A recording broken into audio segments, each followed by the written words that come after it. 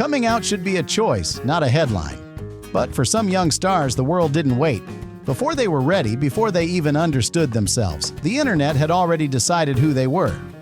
In this episode of Rainbow Spotlight, we're looking at 5 gay celebrities who were outed too soon. Not by scandal, but by silence stolen.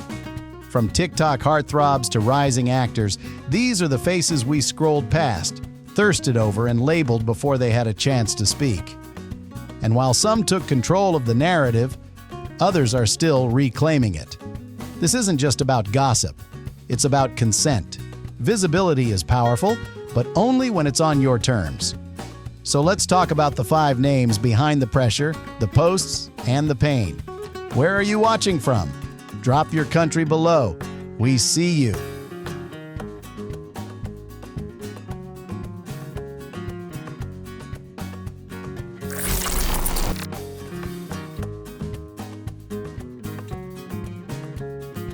That says more than a full page of dialogue ever could. And then there's the voice. Smooth, light, and secretly dangerous. When he sings, it feels like he's leaning close to whisper into your neck. Tender, breathy, intentional. His songs don't shout desire. They suggest it. They're the kind you play late at night when you're missing someone you shouldn't be missing. He's not the gym-obsessed, hyper-masculine type. But that's exactly why the queer community adores him. Omar represents a masculinity that doesn't need armor. He's soft without being fragile, romantic without being naive, confident without being loud. His beauty is accessible but still untouchable. He seems like someone you could talk to, yet someone you'd never get over. On red carpets, he's playful and stylish. Pearl necklaces, fitted jackets, subtle skin. He understands fashion the way he understands emotion. It's about how you feel, not how you look. When he poses, it's less performance and more poetry. His elegance isn't rehearsed, it's instinct. Behind the charm, there's work. Omar built his career as a singer before acting. He learned performance from the stage and intimacy from music. That's why his presence feels personal. He doesn't act sexy. He just lets his energy speak. And maybe that's his real power. In a world obsessed with shouting identity, Omar simply lives his truth. Whether he plays a queer character or sings about love without labels, he makes space for softness to be strong. He invites people to feel, deeply, privately, freely. He's not just a crush, he's representation wrapped in beauty. A reminder that love doesn't need to roar to be revolutionary. The world didn't fall for Omar because he demanded it. We fell because he made it feel safe to feel again. Omar Rudberg isn't the loudest star in the sky. He's the one that glows closest to your heart. The one you notice only once, and then forever.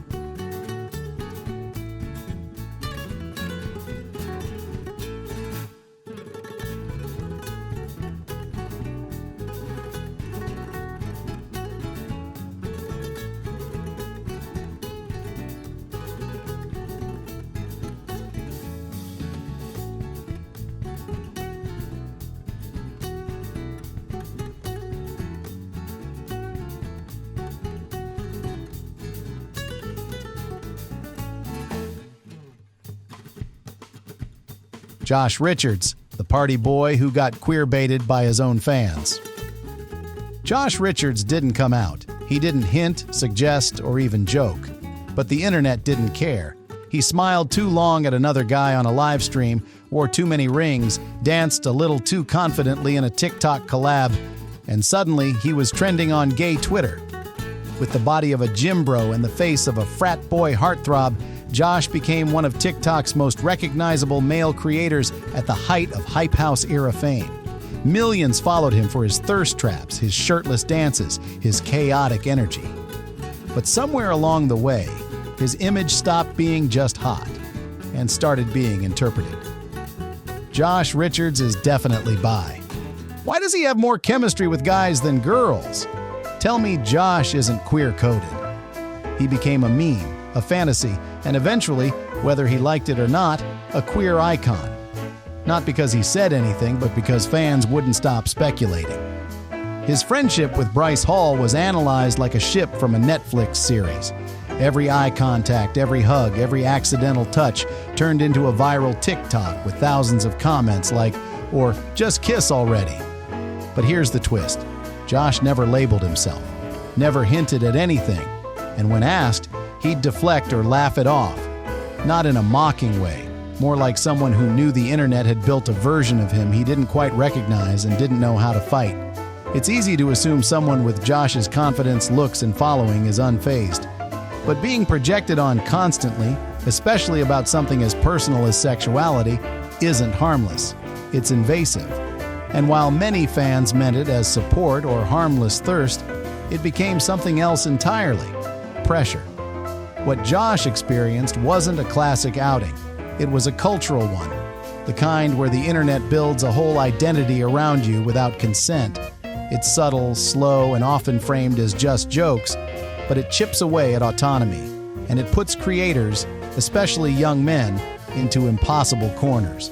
If you confirm, you're finally being honest. If you deny, you're lying or ashamed. Either way, you lose control. And that's the real problem, not whether Josh Richards is gay, bi, straight, or something in between, but that we didn't give him the space to say, or not say, on his own terms. To this day, Josh hasn't publicly come out. He's still just Josh, dancing, podcasting, posting thirst traps, and maybe flirting with everyone just a little bit. But if he ever is ready to share more, it should be because he wants to, not because the internet demanded it. Drop a 3 if you've ever seen a Josh and Bryce edit and pause longer than you meant to. We won't tell. Benji Kroll, the soft boy who had to say it before he was ready. Benji Kroll built his brand on softness, the kind of softness that makes you trust someone immediately, the kind that says, "I'll hold your secrets and maybe cry with you a little." With his big brown eyes, painted nails, and boy-next-door charm, he became one of TikTok's original soft boys, inviting, expressive, vulnerable, in a way that felt real. But what made Benji magnetic is also what made him a target. His aesthetic didn't fit the rigid mold of straight masculinity, and fans, especially queer fans, ran with it. Early in his TikTok rise, people began labeling him. He's clearly gay. He's bi for sure. Benji, just say it already. His comment sections filled with speculation disguised as support, obsession wrapped in curiosity, and the deeper truth? He hadn't figured it all out himself yet. Then came the scandal. In 2020, a leaked situation involving personal messages, accusations, and deeply misunderstood dynamics pushed Benji into an emotional spiral. While much of the drama centered around privacy, it also became a moment of forced exposure. Overnight, fans weren't just questioning his orientation. They were demanding clarity, as if he owed them an answer, as if his identity belonged to the public. So Benji did what so many young creators are pressured into doing. He explained himself. Not because he was ready, but because the internet wouldn't stop guessing. He shared that he was bisexual, that he was still exploring, that he didn't want to be boxed in, but also didn't want to be erased. And while his honesty was met with love from many, it came from a place of defense, not celebration. What made it harder was that Benji had always been emotionally open. His content wasn't built on perfection, it was built on being human. And when your brand is vulnerability, the world starts thinking they deserve every piece of you, even the ones you're still trying to understand. Benji's coming out wasn't loud or polished. It was messy, emotional, and painfully public. And that's what makes it real. Because for so many queer people, coming out isn't a moment. It's a negotiation with your friends, your family, your followers, with who you are and who they want you to be. Today, Benji still posts, still paints his nails, still smiles that crooked smile that says, "I've been through things, but I'm still soft." And in doing so, he's reclaiming what was almost taken from him, the right to own his story. He didn't come out on his terms, but he kept showing up anyway. And sometimes, that's braver than anything. Drop a 2 if Benji ever made you feel seen, before he even felt safe.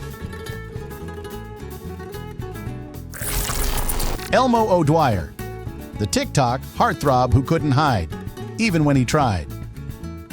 Elmo O'Dwyer didn't ask to be a queer fantasy, but TikTok made him one anyway. With his razor-sharp jawline, piercing stare, and bad boy energy wrapped in rings and tattoos, Elmo became the kind of guy who could post a 5-second lip sync and suddenly have half the internet projecting their most private daydreams onto him. But here's the catch. He never said anything. He never labeled himself. And yet, for years, fans, especially queer ones, decided for him.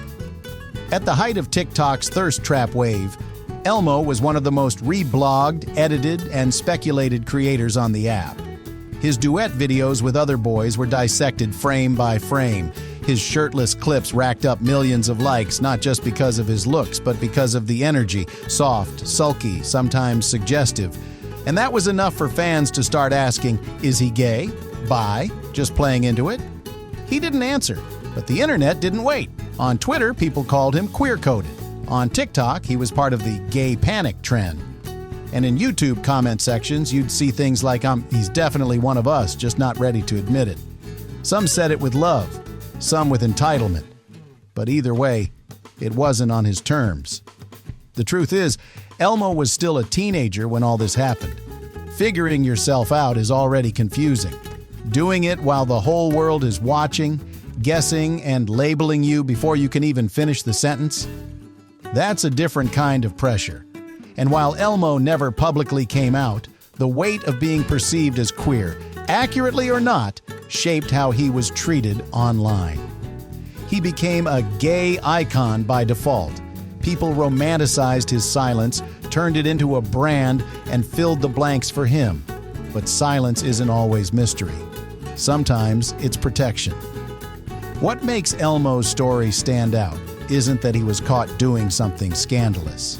It's that he was doing almost nothing, just existing, just vibing, and still, the internet needed an answer. He's since pulled back from the spotlight, posting less frequently, focusing more on real life than curated image. And maybe that's a kind of reclaiming, too. A quiet way of saying, I don't owe you my truth. Elmo O'Dwyer reminds us that attraction doesn't equal access, that reading someone's energy doesn't give us permission to write their story, and that being visible doesn't mean you're ready to be seen. Drop a 1 if you ever paused one of his videos just to breathe. And if you still don't know his label, maybe that's the point.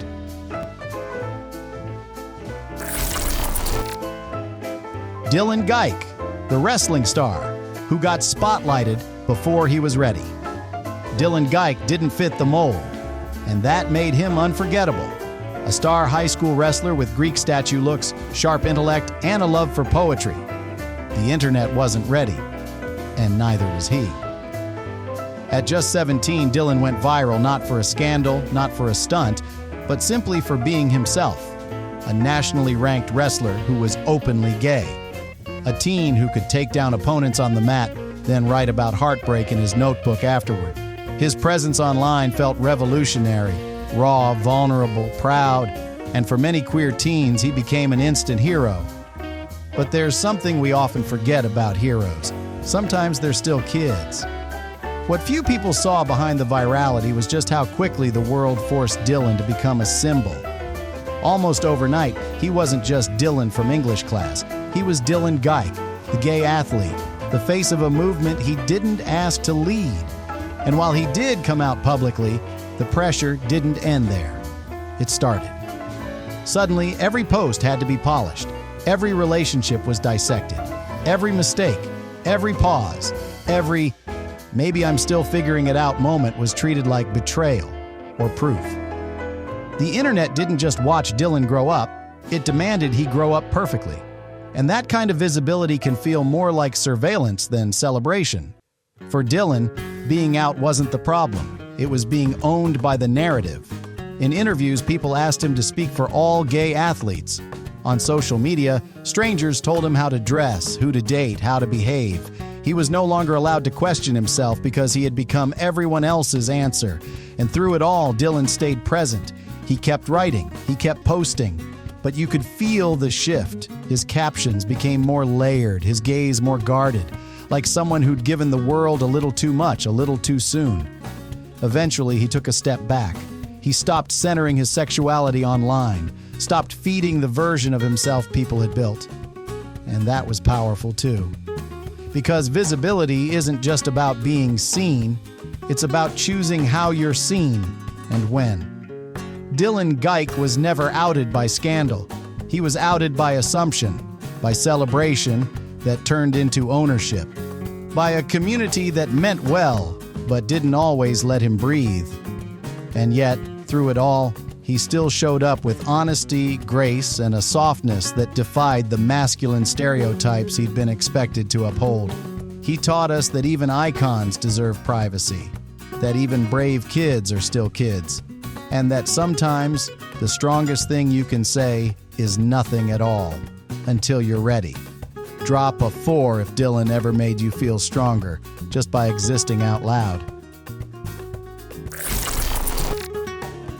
Cooper Koch, the rising star who isn't afraid to be fearless. If there's one actor this month who's proven that fame doesn't require permission, it's Cooper Koch. While many still call him an up-and-coming name in Hollywood, the queer community already knows. Cooper is the rising star rewriting what young masculinity looks like on screen. This month, his breakout horror film, They Them, resurfaced on TikTok, sending shockwaves through FYPs with edits of his intense, fearless performance. Fans can't stop reposting his scenes, bloodied, shirtless, eyes wide with terror. But it isn't just the horror that's gripping them. It's how Cooper plays queer fear with nuance. One viral post captioned, "He didn't act scared like a victim. He acted scared like someone who refuses to die without fighting back." That's what makes Cooper different. Even before They Them, he was known in indie circles for choosing roles that challenge how gay men are portrayed. To him, there's no such thing as a gay role, only honest ones. In interviews, he said, "I never think, how do I play a gay character? I think, how do I play a human who happens to love this way?"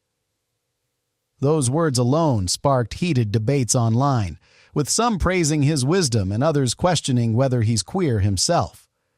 Cooper has remained elusive, neither confirming nor denying labels. But if you watch him speak, his eyes give you the feeling of someone who knows who he is, he just doesn't think you need to. This month, a behind-the-scenes clip from They Them trended after he was filmed joking around with castmates, wearing nothing but tight swim trunks and a rainbow towel draped around his neck. Fans swooned, calling him the sweet, chaotic, slightly feral twunk we need in horror films. Beyond his on-screen fearlessness, it's his aura that captivates, a mix of baby-faced innocence with a dark, unapologetic edge. Almost like he'd hold your hand in a haunted house and laugh while the world burned behind him. His recent photo shoot with Dazed only added fuel to the fire.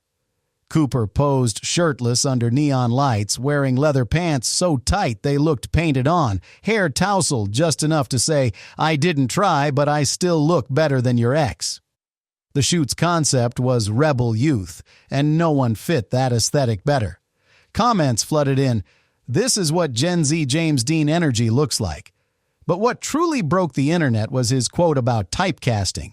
He said, "People worry about being stuck playing gay roles. I'd be honored if every role I play tells a story queer kids need to hear." That single sentence was stitched thousands of times on TikTok, with creators calling him the future face of queer representation in Hollywood. Drop a 9 if Cooper Koch just became your new horror crush this month.